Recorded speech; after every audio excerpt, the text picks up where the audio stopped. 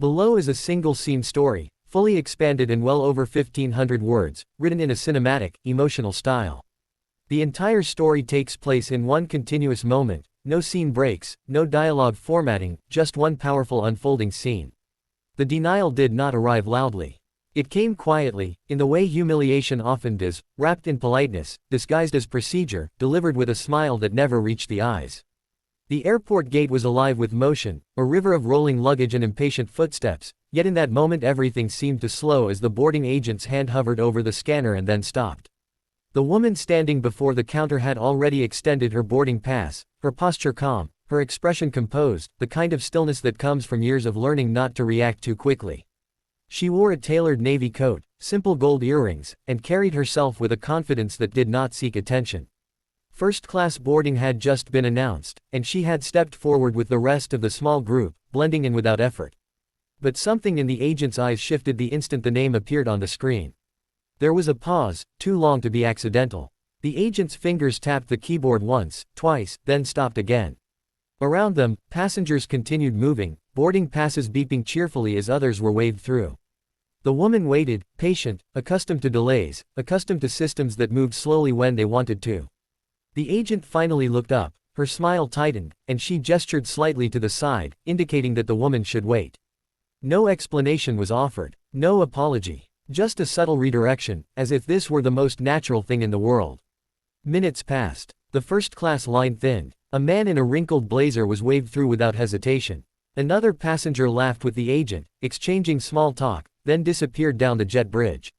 The woman remained standing to the side, her boarding pass still in her hand, the unspoken question hanging in the air. She glanced at the screen behind the counter, which still read first-class boarding in bold letters. She checked her pass again, not because she doubted it, but because she had learned that sometimes people needed proof repeated twice before they believed it. Finally, she stepped forward again, gently placing the boarding pass on the counter. The agent's eyes flicked down and back up, and this time the smile vanished completely. The agent said something brief, something rehearsed, something about a seat reassignment, and a system issue, her tone clipped and final. The woman listened without interrupting, her face unreadable. Around them, a few nearby passengers slowed, sensing tension the way animals sense a change in weather. A man behind her frowned. A woman clutched her purse a little tighter. The agent slid the boarding pass back across the counter, not meeting the woman's eyes. The implication was clear: step aside, you do not belong here. The woman did not raise her voice. She did not argue. She simply stood there, absorbing the weight of the moment, the familiar sting of being quietly told no, of being reminded that credentials and tickets and achievements sometimes mattered less than perception. She could feel the heat rising in her chest, not anger exactly, but something heavier, the exhaustion of having seen this before. She stepped aside once more, this time fully out of the boarding lane, and watched as the final first-class passengers were waved through. The gate area grew quieter as the general boarding groups were announced. People glanced at her, some with curiosity, some with discomfort, some with indifference. She felt invisible and hyper-visible all at once, standing there with a first-class ticket that suddenly seemed theoretical. What no one around her knew, what the agent certainly did not know, was that this woman had spent her life mastering moments like this. She had learned early that power did not always announce itself, that the most influential people in a room were often the quietest. She had built a career not on loud declarations but on precision, on preparation, on knowing exactly when to act. The airport noise washed over her as she reached into her coat pocket and withdrew her phone, her movements unhurried. She did not rush. Rushing would suggest desperation, and she was not desperate. She scrolled calmly, thumb moving with practiced ease, and selected a contact saved simply under a first name.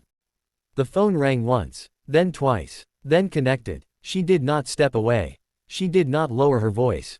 She spoke softly, efficiently, relaying facts without embellishment: the flight number, the gate, the boarding issue.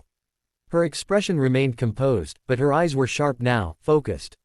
Whatever was being said on the other end caused her to nod once, slowly, as if confirming something she already knew. As she ended the call, the agent glanced up briefly, irritation flickering across her face at the sight of the woman still standing there. The general boarding announcement echoed overhead. A line began to form again, longer this time, messier. The woman remained exactly where she was, just to the side of the counter, neither obstructing nor retreating. She was waiting. The change came subtly at first. A supervisor approached the gate, her stride brisk, her expression serious. She leaned in toward the agent, speaking quietly but firmly, her eyes flicking between the screen and the woman standing nearby. The agent's posture stiffened. Her fingers hovered over the keyboard again, this time moving faster, more urgently. The supervisor straightened and turned fully toward the woman, her face now carefully neutral, professional. The surrounding passengers sensed a shift. Conversations paused. A few people leaned slightly closer, pretending to adjust bags or check phones while listening. The woman met the supervisor's gaze evenly, offering no smile, no challenge, just presence. The supervisor gestured toward the counter, indicating that the woman should step forward. She did, placing her boarding pass down once more, the same piece of paper that had been dismissed minutes earlier now treated with new respect. The supervisor scanned the pass herself. Her expression changed, not dramatically, but enough. A subtle tightening around the eyes, a brief inhale. She glanced at the agent, then back at the woman. Something unspoken passed between them, a recalibration of assumptions. The supervisor nodded once, then turned to the agent and said something that caused the agent's face to flush, color rising quickly up her neck. The agent reprinted something, hands shaking just slightly, and slid a new boarding document across the counter. This time, it was accompanied by an apology, delivered stiffly, as if forced through clenched teeth. The woman listened, accepted the paper, and said nothing. She did not need to.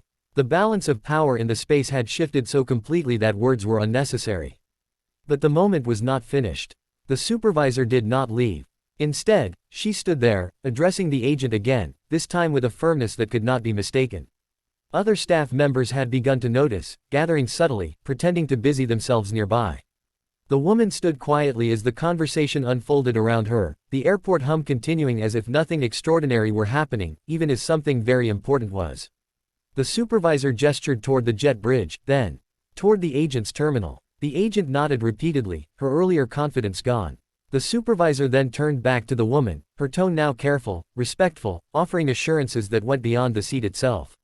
The woman acknowledged them with a slight nod. She did not gloat. She did not smile. Vindication, for her, was not about triumph, it was about correction.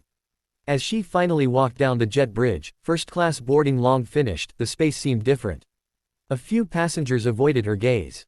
Others watched her with something like awe. One woman offered a small, approving smile.